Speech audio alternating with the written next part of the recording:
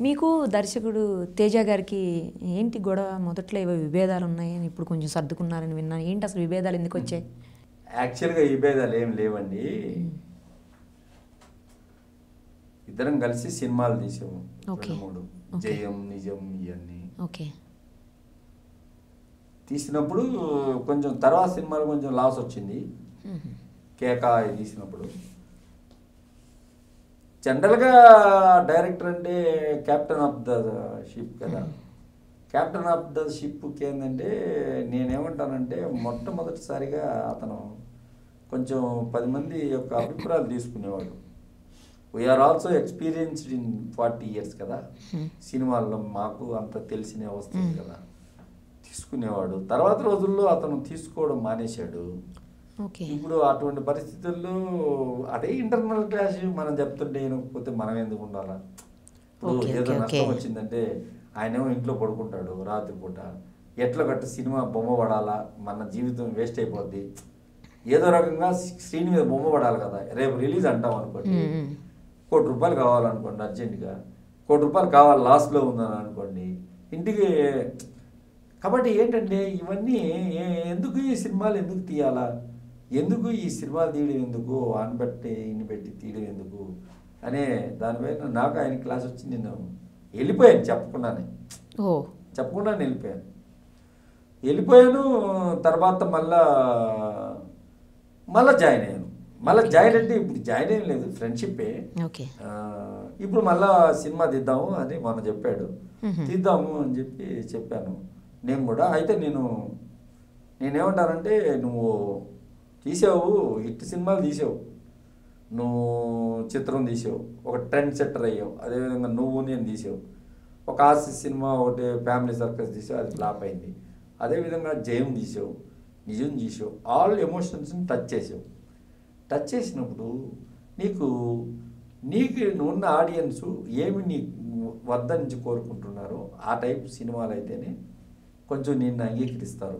Okay. మిగతా నువ్వు చేసే సాహసాలు ఇవన్నీ వేస్ట్. మనం ఏదో చేస్తాము అని అంటే ఇప్పుడు 'నిజం' సినిమా ఉంది. మనం ఒక కమ్యూనికేషన్ ఇచ్చాం. దాని ద్వారా ఏమి ఇచ్చాము? లంచాల మీద వ్యతిరేకంగా పోటీ చేసాము. సినిమా ఓకే, కానీ ఏంటంటే దాని ముందు మహేష్ బాబు 'ఒక్కడు' అనే ఒక సినిమాలో యాక్ట్ చేస్తుంటాడు. ఆయనేమో ఆ సినిమాలో విపరీతంగా జనాల్ని కొట్టి, రాయలసీమ ఫ్యాక్షన్ వాళ్ళని కొట్టి అది ఇది చేశాడు. మా సినిమాకి వచ్చేసరికి వాళ్ళ అమ్మ బైక్ నేర్పిస్తుంది ఆయనకి. అవును. బైక్ నేర్పించడం ఇవన్నీ ఫ్యాన్స్ అయితే అభిమానులకి నచ్చవు. హీరోయిజం ఉన్న పక్కన క్యారెక్టర్ చేశాడు కదా, ఇవన్నీ నచ్చవు.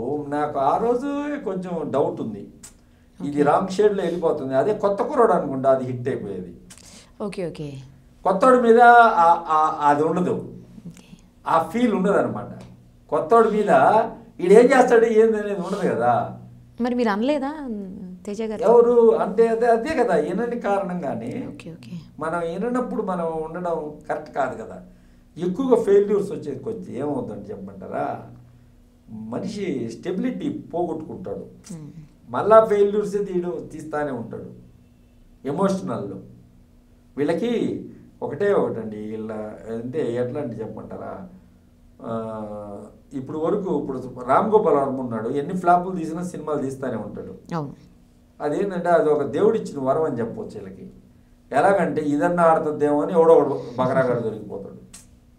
అర్థమవుతుందా? ఆ రకంగా అన్నమాట. అంటే ఏంటంటే తేజ గారు ఒక సినిమా తీశాడు.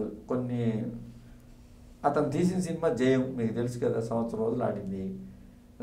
సినిమా ఇండస్ట్రీలోనే ఒక సంచలనాత్మకమైన సినిమా అయింది. అతనికి కూడా డబ్బు చాలా వచ్చింది దాంట్లో.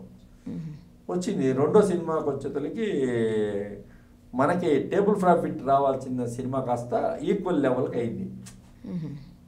మనం ఒక రేంజ్కి అమ్ముంటే టేబుల్ ప్రాఫిట్, అమ్మకుండా మనం గొప్పవాళ్ళం అనే ఫీలింగ్ ఉంటే అందుకోసం సినిమాలు ఖచ్చితంగా వచ్చి తేజ అనేవాడు మంచి టెక్నీషియను, నిర్మాతల క్వాలిటీ ఇది ఎంతకైనా తీయగలుగుతాడు.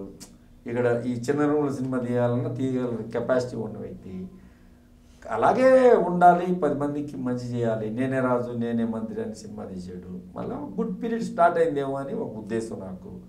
సీత అనే సినిమా రేపు వస్తుంది, అది స్టోరీ కూడా నాకు తెలుసు, అది కూడా మంచి సినిమాయే. కాజల్ యాక్ట్ చేస్తుంది సీతగా, అది అదనమాట. టైటిల్ కూడా మనమే ఇచ్చాం, మందే ఆ టైటిల్, మనమే అడిగాడు. కథ నాకు తెలుసు కాబట్టి ఆ కథకి అది కరెక్ట్ అని చెప్పేసి మనం ఇవ్వడం జరిగింది. ఇంటర్నల్ క్లాషెస్ ఏం లేదు. మా ఊరు వాళ్ళ వైఫ్ వచ్చి మనకు రిలేషన్స్ అవుతుంది, రెడ్డిస్ అతను పెళ్లి చేసుకుంది. కాబట్టి ఏంటంటే ఏ క్లాష్ ఉంటుందండి, ఏమన్నా మనం అడుగుతామా, మన స్థాయి బాగుండాలా, చల్లగా ఉండాలా. ఎవరైనా మన స్నేహితుడు, బంధుత్వం కంటే స్నేహిత్వం ఎక్కువ ఉంది. మేము ఒకే దగ్గర పనిచేసాం కాబట్టి కొంచెం బాగా మంచి ఆ అవినాభావ సంబంధం ఉంది. కాబట్టి నేను కూడా అతనితో ట్రావెలింగ్ నేను ఒక జర్నీ లాగా అనుకుంటాను. ఎందుకంటే నా సెకండ్ షేడ్, నేను ఒక మోనోపలీగా ఉన్నోడిని కాస్త ఒక సిస్టంలోకి వచ్చాను. నేను చాలా అడమెంట్గా ఉండేవాడిని, అలాంటిది కొంచెం ఇలా ఉండాలేమో అని అనిపించేది నేర్చుకున్నాను, అంతవరకు చెప్పొచ్చు. Please subscribe to Mirror TV. Hi Andy, this is Prashant Verma. Please subscribe to Mirror TV. Please subscribe to Mirror TV. Please subscribe Mirror TV.